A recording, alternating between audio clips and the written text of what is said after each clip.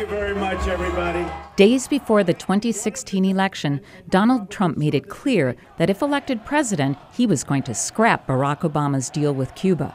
We will cancel Obama's one-sided Cuban deal made by executive order if we do not get the deal we want and the deal that people living in Cuba and here deserve.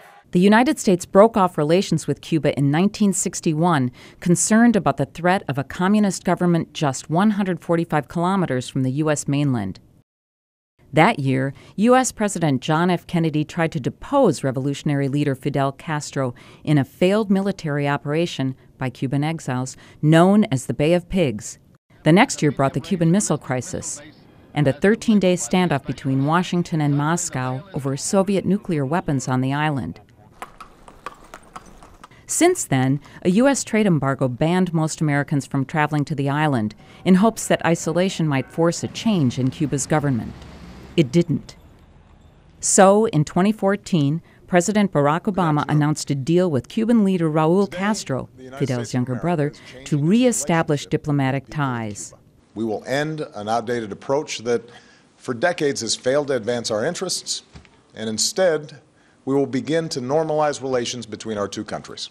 El gobierno revolucionario tiene la disposición de avanzar. The revolutionary government is ready to advance in the normalization of relations, convinced that both countries can cooperate and coexist in a civilized manner for mutual benefit, beyond the differences we have and will have. Por encima de las diferencias que tenemos y tendremos. The deal, negotiated with help from Pope Francis, called for reopening embassies, exchanging prisoners, and easing banking and travel restrictions. Critics, such as Senator Marco Rubio, whose parents came from the island, called Obama's move profoundly disappointing. The White House has conceded everything and gained little.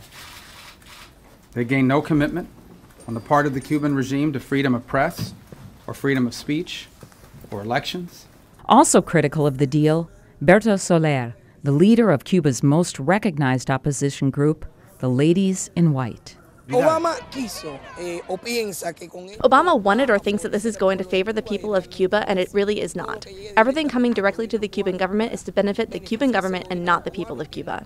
Since the thaw, U.S. firms have made some deals with Cuba, mostly involving communications, airlines, and cruises. Also, more American tourists are visiting the island, a challenge to its creaky infrastructure, but a boon to its economy. Havana still has some unmet demands, including the return of the U.S. naval base in Guantanamo Bay and lifting of the U.S. trade embargo. For VOA News, Carol Guensberg.